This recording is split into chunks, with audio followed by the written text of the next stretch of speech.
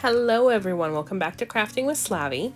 Apologies again, I'm still congested while I'm doing the voiceover for this video.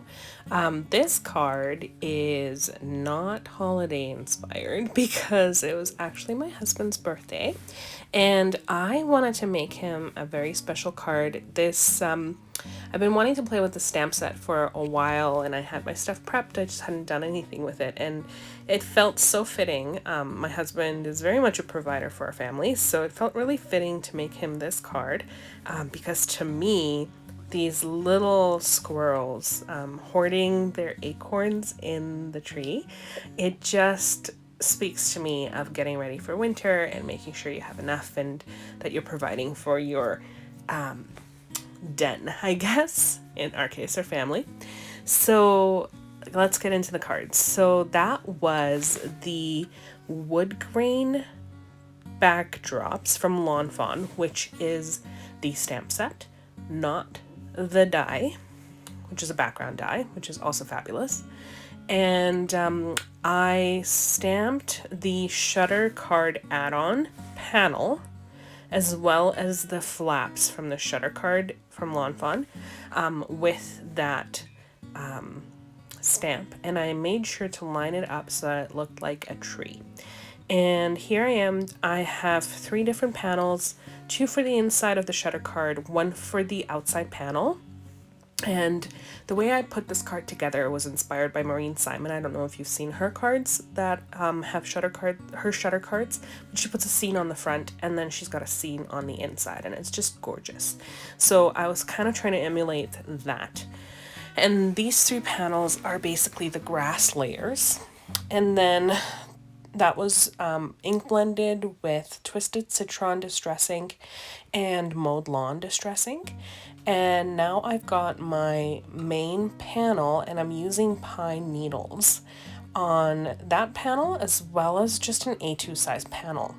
Now, I don't know why, but when I cut out all the pieces for this card, I didn't realize that the finished card wouldn't be an A2 size. I don't know why. It should have been pretty obvious. So I did end up having to cut it down, and I did that off screen. So here I am with those 3 pieces from the very beginning, and I am ink blending over top of them with gathered twigs, and then I'm going back in with walnut stain just around the edges and kind of rounding it out so it looks more realistically like a tree. And I will also go back in, so I put the center circle back into the add-on panel there on the right, and you can kind of see it. So I actually went back in with the gathered twigs and I made it a little bit darker on the inside because that's going to be inside of the shutter card when it opens. So when you open it up, you want it to look like it's darker in there, obviously, because there isn't as much light coming in from the outside. So that's what I'm going to do here. So I just took that stuff off, and I did go around it also with the walnut stain just to darken up those edges because of course there's going to be shadows as well. And then I just darkened it up in the center with the gathered twigs, which was the color base for the trees. And then I also cut out this lift the flap backdrop, tree backdrop from Fawn, which is gorgeous. I didn't use any of the flaps. At first I thought that I might, but I didn't. So the way that I ink blended this is I went in with the gathered twigs, and then I just used a little brush to go around and round out those trees and branches with the walnut stain. So similar to the inside of the shutter card that I was doing before.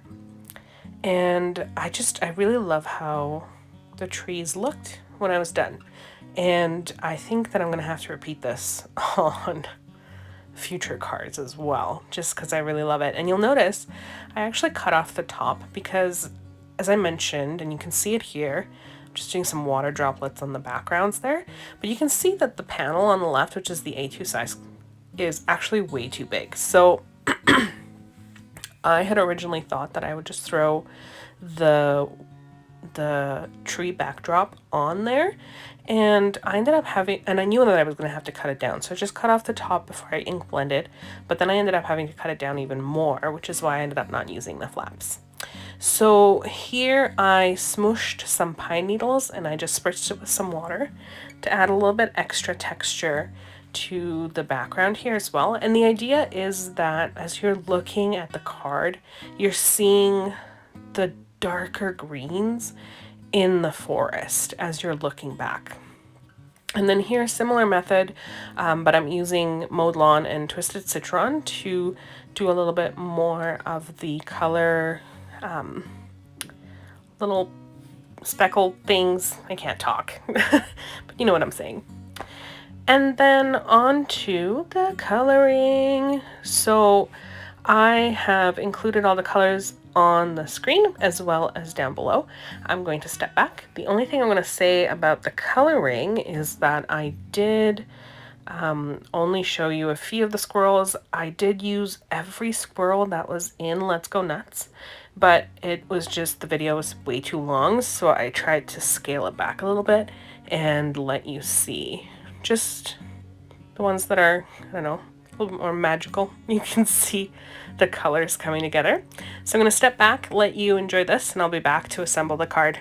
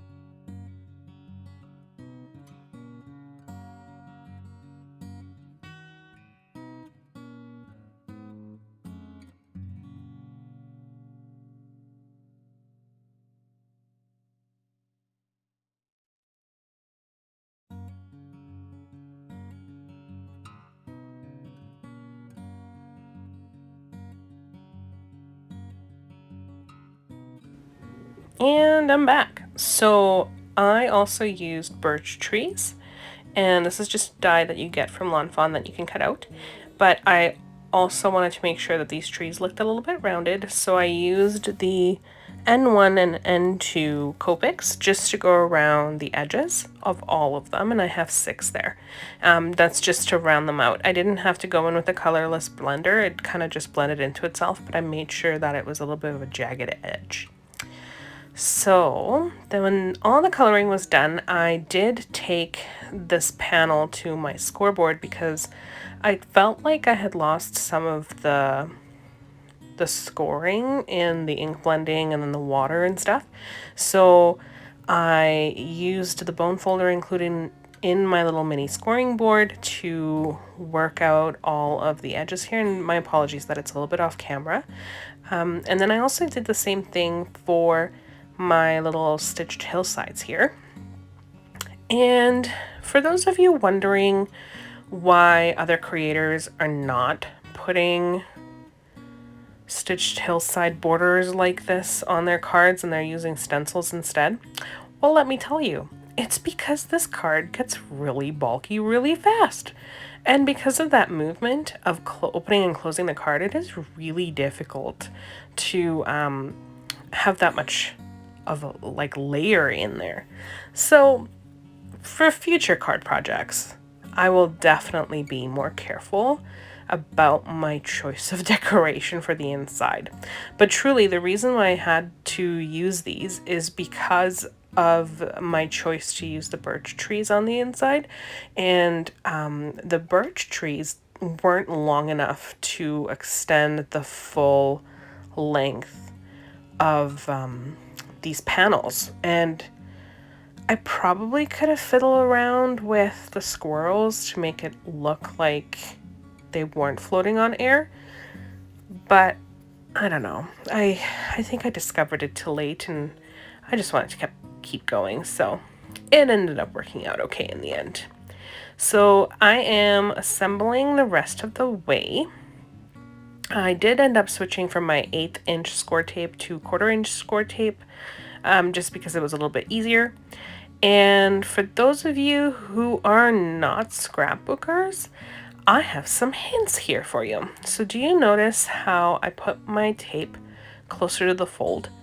And that is to make sure that it is more secure when you are attaching it. Of course, you could use liquid adhesive, but for whatever reason, I just have it ingrained in me that when I'm doing flaps like this, I can use score tape.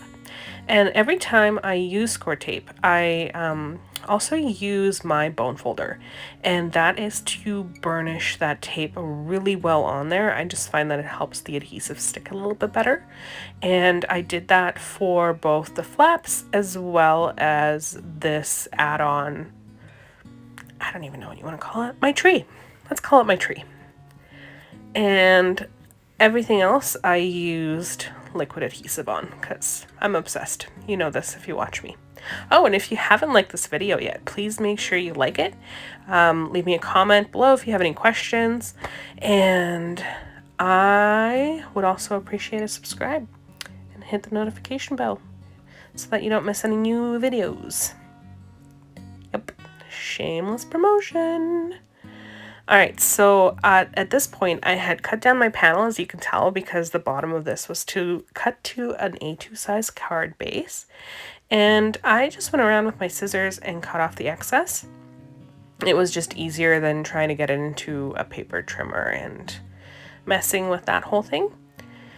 So once that was done, I adhered it to the shutter card mechanism. And do I do that here? Oh, nope, still planning. So I needed to adhere these birch trees. And I realized that the birch trees don't super match the backdrop on the front of that card panel, but you know what? I think it's pretty. So that's fine. And you can see that I'm cutting off the excess and just tucking it in behind the stitched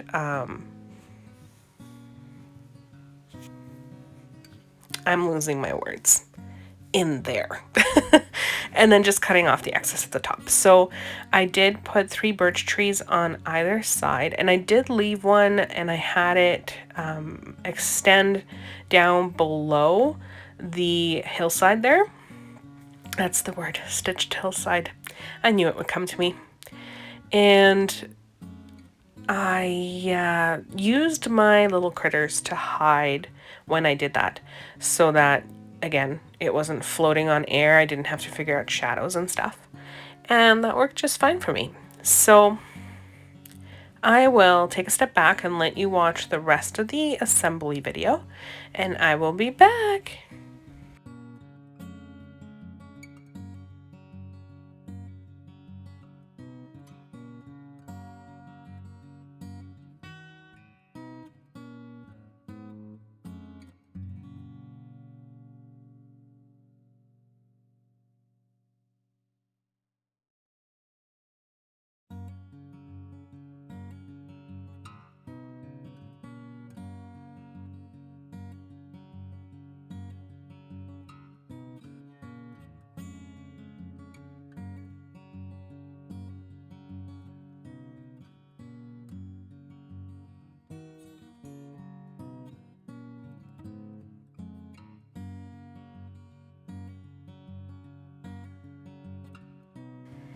Okay, y'all, we gotta address the elephant in the room, which is that big pile of leaves. Yep, that's me, cutting it in half. Remember how we talked about how much there was bulk right there in those folds? So to alleviate some of that pressure, I cut that in half and adhered it separately. And I did go back in with the bone folder and just kind of helped it along.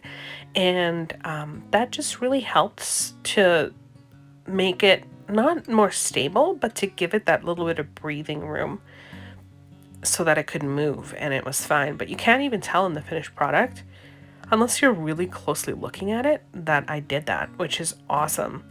So if you're ever unsure, give yourself the permission to do that. And doesn't it look super cute with all those little critters in front of the trees? And I just love it. So then I finish off putting the leaves in with the acorn, which of course is how we have been provided for the winter. And I will be back.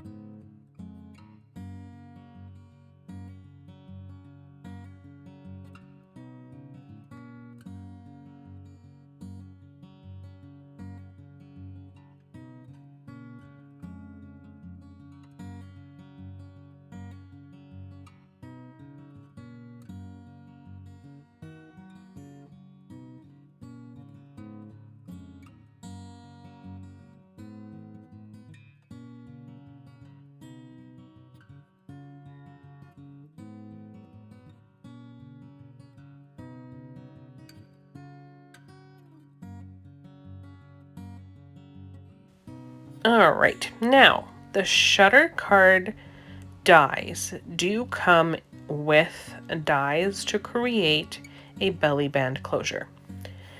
I didn't want to use the belly band closure on this card because I've got stuff attached on the front, and I wanted to get a little bit creative with it. So I took some twine out of my stash.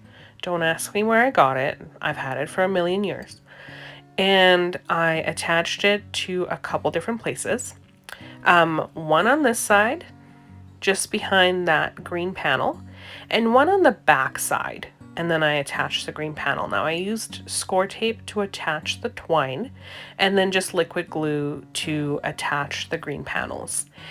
And when you are placing twine, you want to make sure that you put it in a place where it's not gonna get pulled out, I guess. In a perfect world, I probably would have attached the twine in behind the tree backdrop, but that's okay. I wasn't thinking about that then, and it ended up working out fine. So then for my sentiment, I used the same green cardstock, which is just a Recollections, green cardstock, which you can get at Michael's. You don't need to fuss. It's just whatever you have that kind of matches. You can use whatever you have in your stash. You could use craft cardstock if you wanted, or just leave it white. But because I had done all of that splattering, you saw how the cardstock looked, so it wasn't very pretty, so I needed to cover it up.